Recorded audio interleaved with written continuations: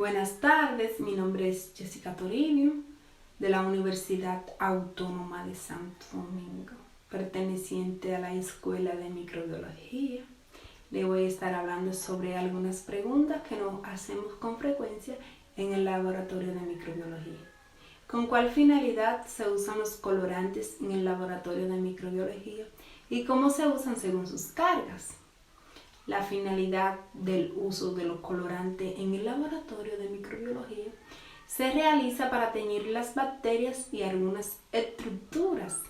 Estas pueden ser cápsulas, esporas, flagelos, ADN, etc. También se pueden emplear para adicionarlo a los medios de cultivo.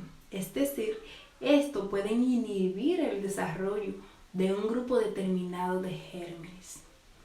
¿Cómo se usan según sus cargas? Es decir, aquí es importante tener en cuenta el pH del colorante, porque este puede modificar el proceso de tinción debido a que la naturaleza y la carga de los componentes celulares varían con el mismo. De modo que los colorantes, ya sean básicos y ácidos, son más eficaces. Los básicos son más eficaces a pHs elevados y los ácidos que tienden a teñir mejor en condiciones ácidas.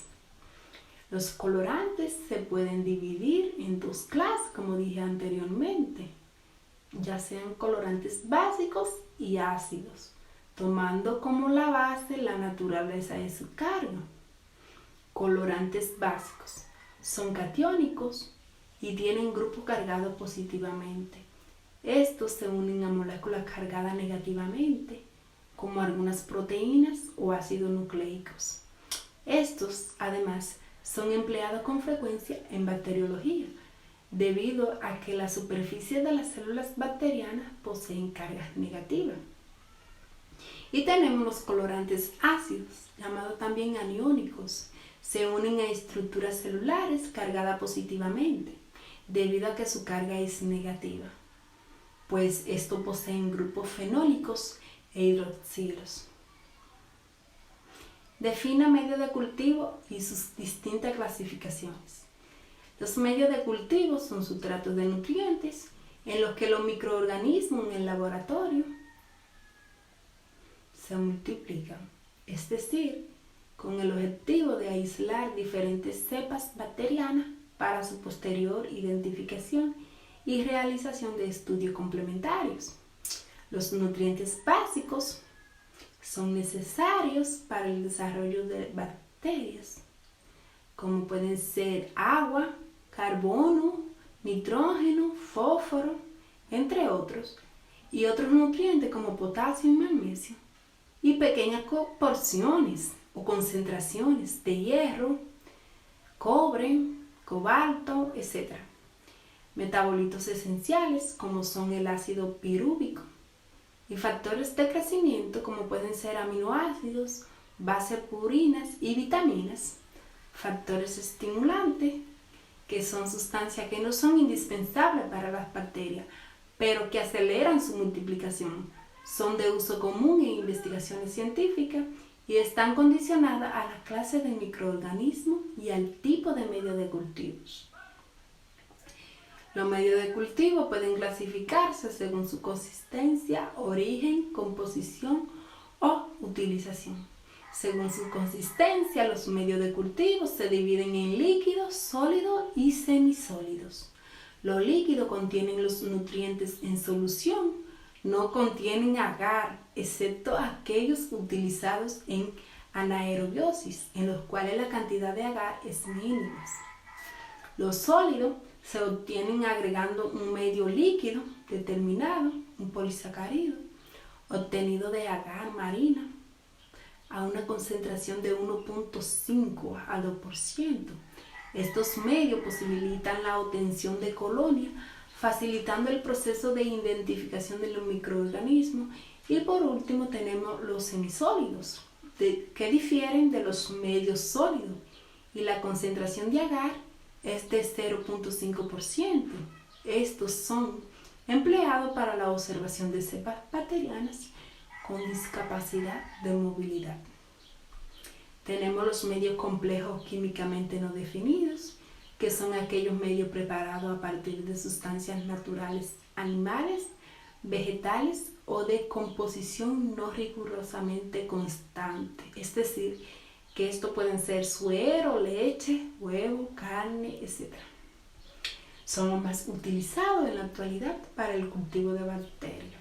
Según su composición y utilización, los medios de cultivo se pueden clasificar en simples, enriquecidos, selectivos, diferenciales, de enriquecimiento, de reencuentro, de transporte, especiales o altamente selectivos. Los medios simples, estos poseen los requisitos mínimos, permitiendo el desarrollo de bacterias no exigentes nutricionalmente. Un ejemplo de esto puede ser un agar nutritivo o un cardo nutritivo.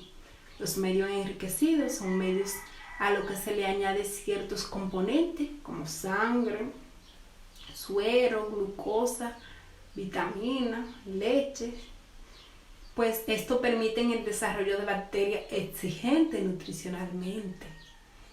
Tenemos los medios selectivos, se obtienen añadiendo a los nutrientes básicos, compuestos químicos, es decir, que son inhibidores de bacterias, permitiendo el desarrollo de la misma, que son el objeto de toda investigación en un laboratorio de bacteriología. Medios diferenciales. Estos medios de cultivo inhiben determinadas especies bacterianas, favoreciendo el crecimiento de otras. Estas, al actuar sobre algunas otras sustancias adicionadas al medio, por ejemplo la lactosa, permiten ciertas propiedades de crecimiento que ayudan a establecer diferencias entre otras especies. Tenemos aquí el agar sangre, pues este permite diferenciar los tipos de hemólisis que producen las bacterias hemolíticas. Y los medios enriquecidos o de enriquecimiento, que son medios que favorecen la multiplicación de bacterias cuando la muestra obtenida es muy pobre, es decir, agregando leche, huevos, suero, etc. Medios de reencuentro se utilizan para determinar el contenido bacteriano en sustancias como la leche, el agua, la carne, etc. Esto se realiza mediante el reencuentro de colonias y la aplicación de fórmulas matemáticas para obtener un resultado final. Y por último tenemos los medios de transporte, que son utilizados para asegurar la viabilidad de las bacterias y evitar que se reproduzcan alterando el número de bacterias iniciales desde el momento de la toma hasta su posterior procesamiento. Tercera pregunta. Uso y finalidad del cardo lactosado bilis verdes brillante. Cite su composición. El cardo lactosado bilis verde brillante es un medio selectivo, posee bilis que inhiben las bacterias gram positivas y azúcar lactosada que favorece el crecimiento de coliformes, por lo que se considera selectivo para la misma. ¿Qué diferencia establece el agar manitor salado? Y cite su composición. El agar manitor salado tiene como objetivo el aislamiento selectivo de Staphylococcus en muestras humanas y una orientación en la identificación de Staphylococcus aureus. Los microorganismos que fomentan el manitor producen colonias amarillas. Estas características es un criterio para orientar la identificación de Staphylococcus aureus. El elevado contenido de cloruro sódico limita el crecimiento de algunas bacterias distintas a Staphylococcus. ¿Para qué es utilizado el agar triple Sugar Iron? Cite su composición. ¿Cómo se evidencia el crecimiento? Este utiliza bacteria gram negativa, glucosa lactosada sacarosa, en presencia de ácido. El indicador de pH puede ser un rojo fenol, vira a color amarillo y se lee A. Si no hay presencia de ácido, permanece de color rojo y se lee K. En superficie de tubo utilización de sacarosa y lactosa en superficie del tubo A, no utilización de sacarosa y lactosa en superficie del tubo K.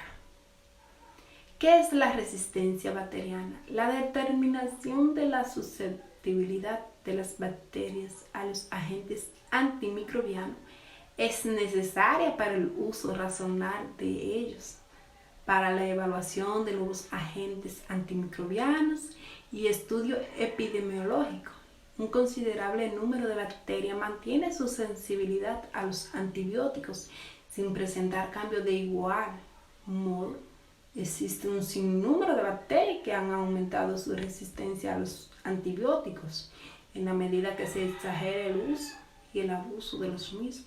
E incluso se han descrito nuevos mecanismos de resistencia bacteriana. ¿Para qué es utilizado el antibiograma? La sensibilidad de las bacterias frente a los antimicrobianos pueden ser determinadas in vitro. El antibiograma es el estudio de laboratorio que determina la sensibilidad o la resistencia de la bacteria aislada a los antibióticos.